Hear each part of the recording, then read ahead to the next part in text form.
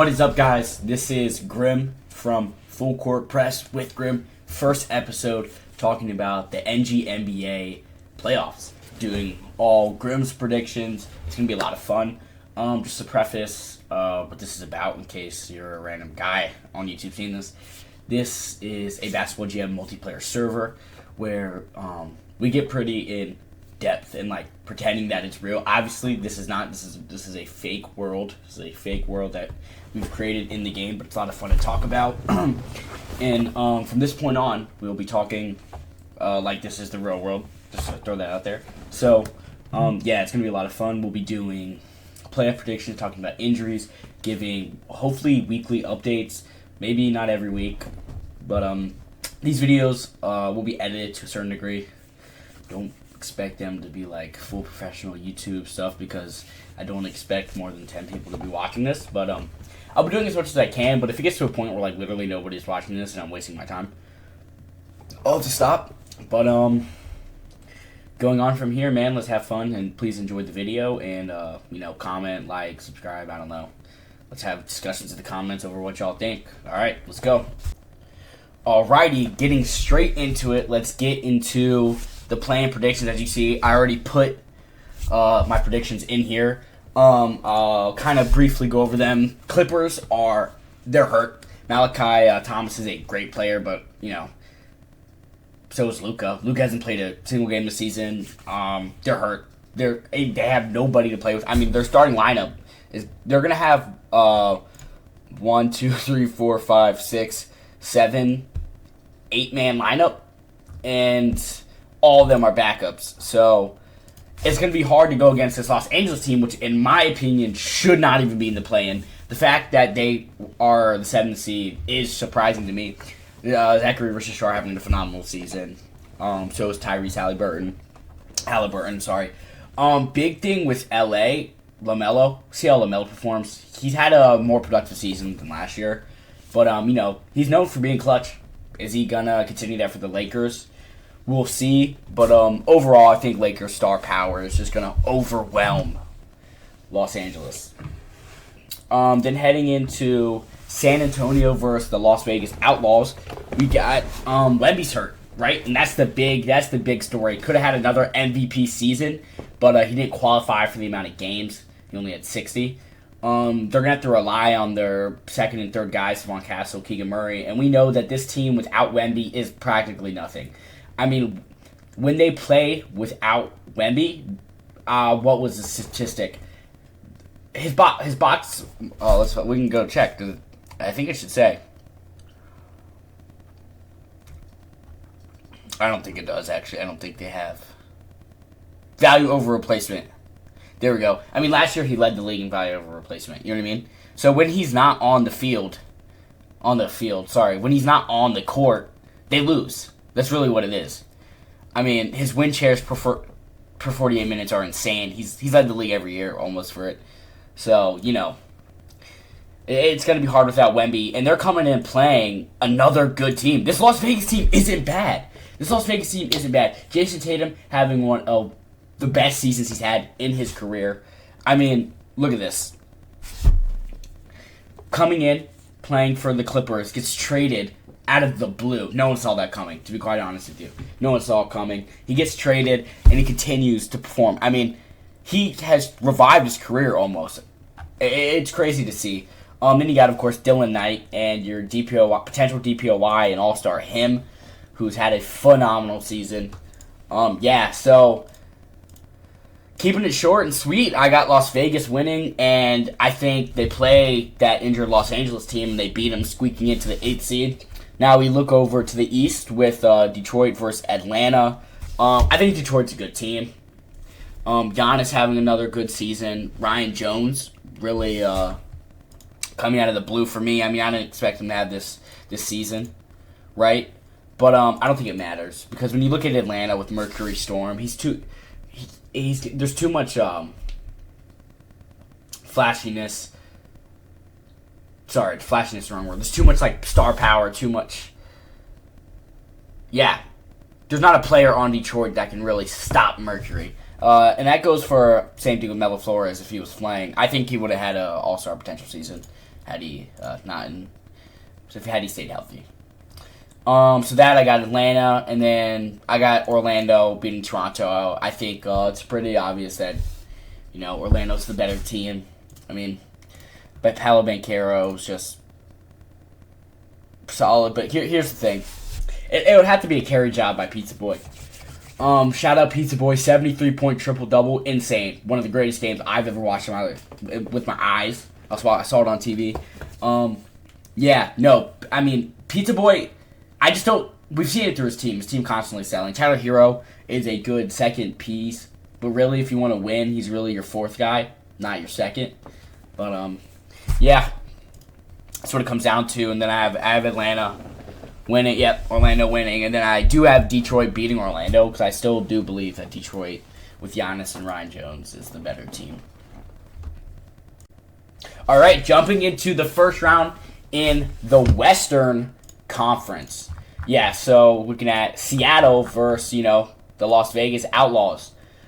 We want to look at Seattle, one of the most dominant teams in this year, maybe, last 10 years, right? They finished 31-8 in their conference, 61 wins, clinched the number 1 seed. They won 9 out of their last 10 games. They're young. Here's the thing. Elite offense. That's what this team is. They scored 10,000 points this year. Top 3 offensively. They held opponents to under 9,000 points. They held their opponents to under 9,000 points. That's elite. That's elite defense. They have good pace. They have good transition D. They have high 3-point volume. You want to look, Malachi Payton having a great season, MVP caliber. Ty Matheson as well. My favorite player, Raphael Lewinsky. Great, first of all, greatest passer I've ever witnessed. Malachi Payton, their superstar, 2,000 points this year in total. Matheson's cold-blooded, man. It's going to be hard to keep up. I think when we look at their regular season matchup, Seattle has dominated them. But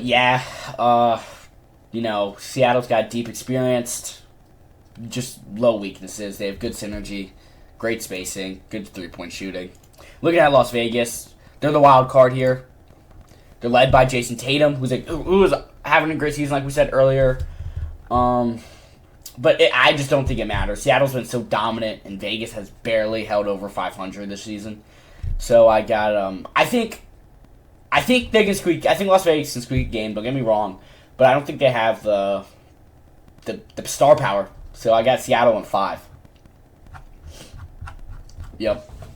Yeah, Seattle in 5. Now let's talk about New Orleans, the second seed, New Orleans Jazz versus the Los Angeles Lakers. Heading straight into New Orleans, they have some great players. Cam Thomas having a phenomenal season, along with Cassius Gray. Problem: AJ Cross is having a down year, and we know that's their leader. As good as Cam Thomas is at putting the ball in the basket, AJ Cross is their leader. So they're gonna have to figure a way to get him the ball more, and he's got to perform. He's had a down year, terrible down year. We know we had a lot of drama in the offseason. I think he went to a club or a bar and was, you guys know. But TMZ had a huge report on it. Regardless, that's besides the point. John Pete is out, torn Achilles. So, yeah, this team's kind of they've won games, but I don't know.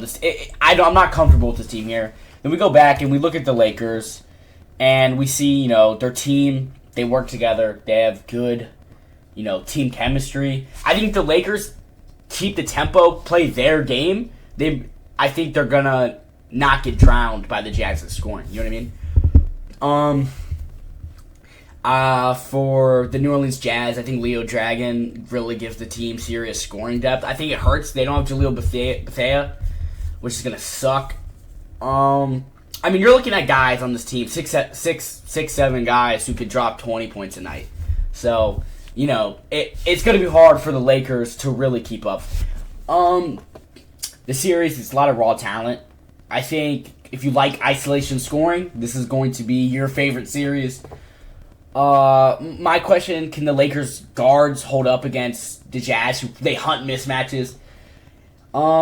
Yeah, but ultimately I have Jazz in 7. I think they're too deep, they're too versatile, and I do think Cross is gonna pick it up and he's gonna outlast everyone in a shootout, in shooting, in a fight. You know what I mean? All right, let's head into our next matchup: Utah versus Phoenix. Sorry, Utah versus the Phoenix Suns. Right. Utah has been hit with a huge injury. Ace Bailey, herniated disc, out for 60 days, out for the playoffs. So really, it's Cooper Flag alone. I mean, this Utah Jazz team has been hit with injuries every single year. I mean, this could be a championship team if it wasn't for the injuries. I'm serious.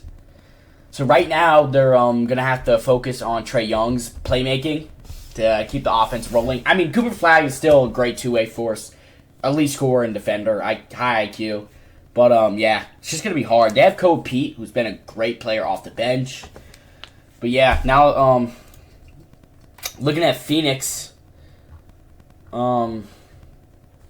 Solid. Sky Jackson's going to be hurt for the series, but they still have Marcus Elohim and Adam Ross, and I think they're a good team. I don't know if Sky Jackson will be playing. I don't think he is, but they still have Muhammad. And yeah, both teams are just hurt. Ultimately, I do think Cooper Flag's going to pull it out. I think they're going to win in 7. I think it's going to be gritty. It's going to be a gritty series, grind possessions. They're going to have to manage the tempo well. Make fewer mistakes. It's really what it is. Whoever makes fewer mistakes. But yeah. All right. I'm ready to go look. Let's go look over at Memphis and Houston. Alrighty. So we know this is going to be a pretty fun series to watch. We look at Memphis, 49-33. They're tied. They both tied in the regular season. They're styled. They're deep. They're athletic. They're high ball. High motor, fast-paced team. We look at Asen Newell's having a great season. 30 points, 10 rebounds, 3 assists, basically 30 PR. He's played 60 games, which isn't enough for the MVP race. Unfortunately, so many players have been hurt. So many players. And, it sucks as the West is so competitive. Yeah, but he's the most efficient scorer on their team. He's got a good usage, and he's healthy right now. Look at some guys. Nikola Jokic, of course, one of the greatest players of all time, looking to hunt for a ring. Of course, we know that Denver will be shutting down. Unfortunately, Denver's closing. The owners suck. Frick the owners, bro. Anyways, he's really a do-it-all center. He's going to be so helpful for them. Of course, Big Dick Daddy, who's a great shooter off the bench. They have good depth. Jokic and Riggs really are just good pieces for the offense. All right, now let's go look at, of course, the MVP front runner, the superstar, Robert Grimm. He's played all 82 games. He's led the league in total points. He averages 3.5 steals. He's a legitimate MVP candidate. I think if Grimm explodes, it's game over. He's been dropping 50 constantly, right? But he's got to carry this team. I mean, this Houston team, it's not like they're bad, but this is really, their second leading scorer is scoring 13. He's the only person scoring above 15 points, right? And that's hard to have a team that's not really scoring. They have some good supporting guys like Keeve, who's a good utility guy, Jalen Johnson, who's a pretty efficient shooter, Amen Thompson, who can rebound well, but apart from that, it's hard. I think if Memphis can guard Grimm, then the series is over. But guess what? No one can guard Grimm. And so I have Houston in 7. Alrighty. Let's head to the East. First round. Alrighty. Looking at Philadelphia versus Detroit. Philly. Dink Pate is out again. Again. I don't think you guys understand how hard. Sorry about that, guys. I don't think you that's my script. I don't think you understand how hard it is for Philly right now without Dink Pate. We look at his production. First of all, he's kind of dropped off. He went from 30 to averaging 20. He was trying to get his groove back, but luckily for Philly, they don't need Dink because they have Hugo Roberts, G.G. Jackson, who's having a great season. G.G. Jackson even squeaked himself in the All-Star game. I think was that his 5th All-Star appearance? No, it's his 3rd. He should be a multiple-time All-Star in my opinion, but it's a competitive league. Yeah, they're the defending champions, 71 wins, powerhouse, and they face off against this Orlando team that barely escaped the play-in. Philly is really led by Hugo Roberts, who's just 24 points a game, solid. They have efficiency, they have good rim pressure. Their transition play is literally terrifying. I mean, they have guys flying high. They put Ja Morant on a transition. Freaking Quentin Rubin getting these steals left and right, just lobbing it up to Ja Morant. We all seen what he did to Wemby. Nasty. I think Orlando had... Sorry. They're playing Detroit. I had Orlando losing. That's my fault. Scratch that. Detroit. Sorry, it's my fault. I be forgetting the team that picked. They don't have the star power. They lack... That's what they lack. Philly's defense is just too overwhelming. Too much firepower. It's going to make the series short. And ultimately, I have 76ers and 4. Nice clean sweep. All right, heading over to the Cleveland Cavaliers, led by Hirohito Mente, one of my personal favorite players. Such a good playmaker. Such a good playmaker. Can still score, too, as well. He's got other good role players on his team. Brandon Burries, Jeffrey Williams. But I think Jalen Duren's injury, they don't have a center right now. Karl-Anthony Towns going to have to play a lot of minutes for them. Also hurts Ladicki Johnson, their rookie. I love Ladicki. But what a character, by the way. But that's going to suck. I think what they do have is they have an elite front court, which we see. And the way they're able to I mean, they have chemistry. They're able to run plays effectively. There's no real ISO ball with the Cleveland Cavaliers, right? And I think that's fun. It's almost replica of college basketball. And they have strong discipline. That's what they are. They're a disciplined team, and that's why they've gotten to 60 games without, I mean, Hirohito, you could say he's a superstar, but without really, he's not, Then we go in looking at the Knicks. Knicks had made some changes this offseason. Malachi Payton, for the 50th time, decided to leave, which really hurt the Knicks overall. But they're still a great team. They don't need him. That's why they won damn near 60 games without their star. Ian Jackson stepped up this year. Great year. Alexander Sarr having a solid year. Jalen Brunson off the bench. Phenomenal. What the Knicks have is a lot of shooting. They lack some athleticism. But I think if the Knicks get hot from 3, this could swing fast. Cleveland's physicality, though, and their rebounding, I just think ultimately lets them win. I got Cavaliers in 6. All right, looking straight over to Milwaukee versus Boston. Fun series here, except for the fact that Malik Thomas is hurt. Yikes. But the Bucks boast one of the league's most balanced squads. They have great pace, half-court creation, and VJ Edgecombe. I mean, VJ Edgecombe is a weapon, man. A weapon. Malik Thomas is important. Great. I mean, he's their best player, but VJ is just phenomenal. Also, All-Star Daniel Cormier, who was in the running for not six-man, but he's been playing. He hasn't started every game. I mean, look at this. Great season. Great season. One of the greatest six-man seasons of all time. I think he will be in the six-man running. I think they're going to allow it because he did not start most of the games. But it's great what Daniel Cormier Jr. is doing. It's amazing. Looking at Boston, I personally thought Boston was going to have a much better season, but they were hurt. They had the opportunity to trade for Robert Grimm and Jermaine Wallace. They didn't. They tried to pursue Wemby, and they were not able to get him.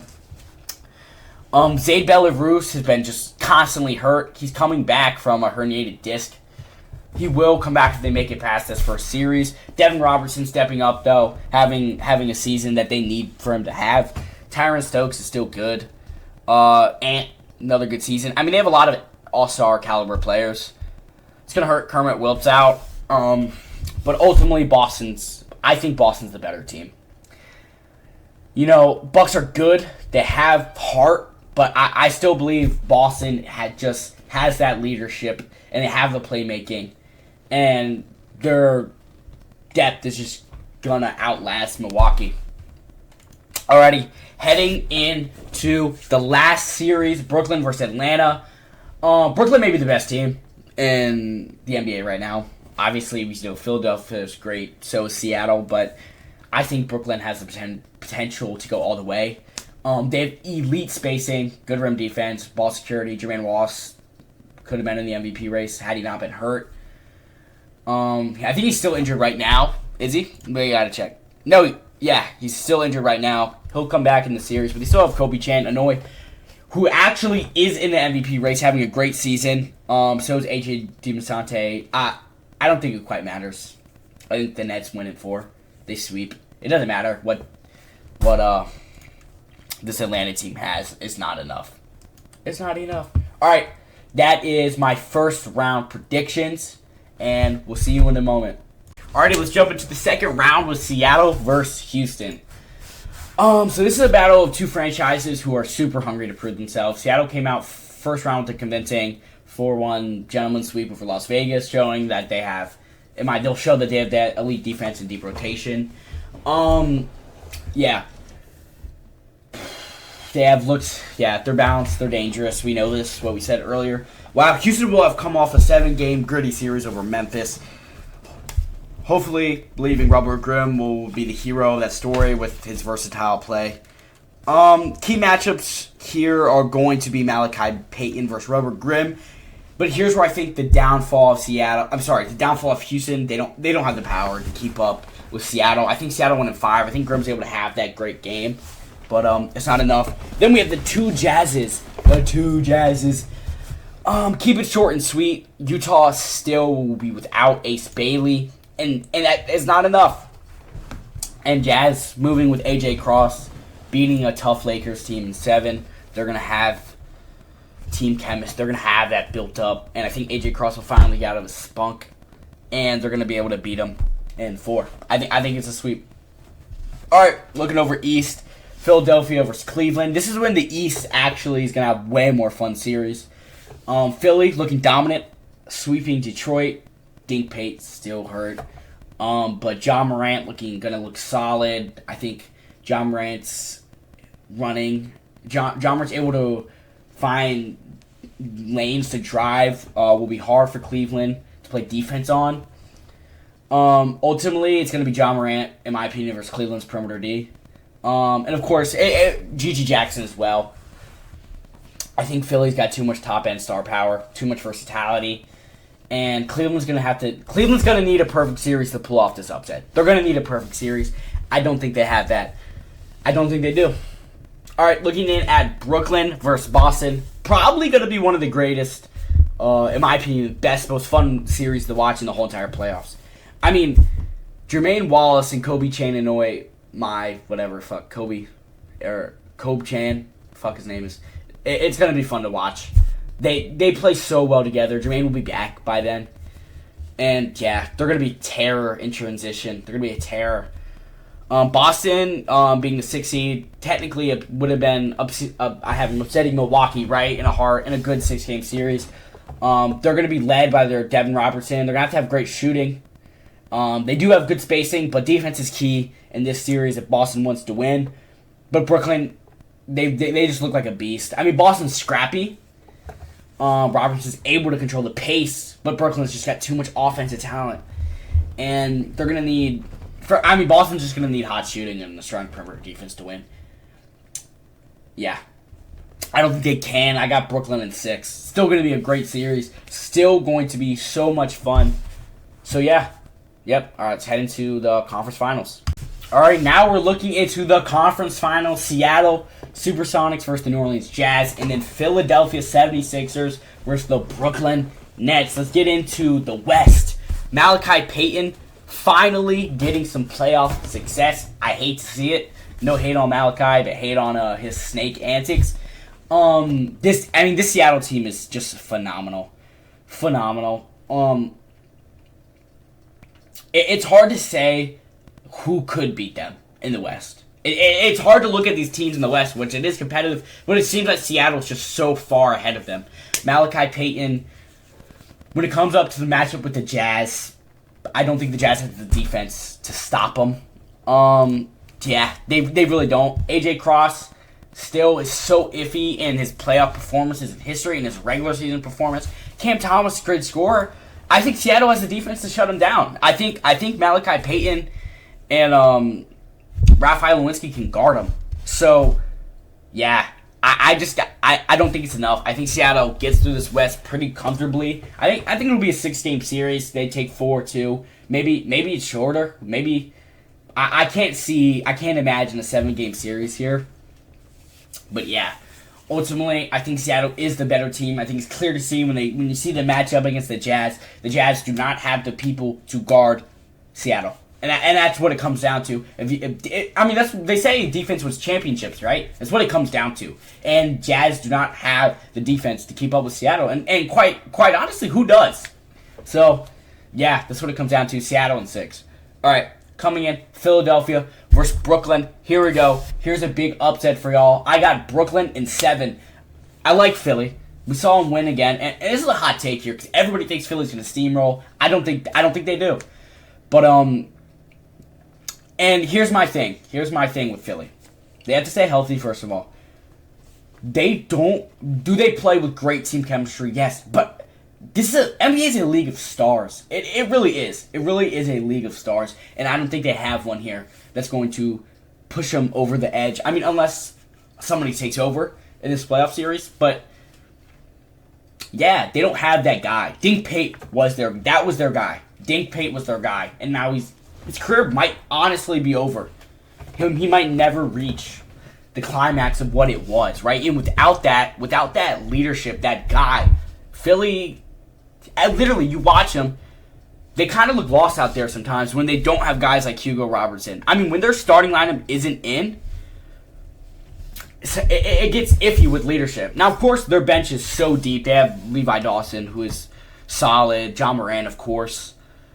Shout out Grade A Dick. But other than that, this team still isn't. Other than those problems, the team is unstoppable. I mean, it's hard, but we look at Brooklyn, and like I'm saying, NBA's a league of stars. They have those guys. Jermaine will be healthy. They have 3 All-Stars on their team, opposed to Philadelphia's 1. Not that that means anything, but I think they're high shooting. They have so amazing spacing. Biggest thing, depth for Brooklyn. They don't necessarily have the depth, but, you know, they're going to cut it down to an 8-man rotation.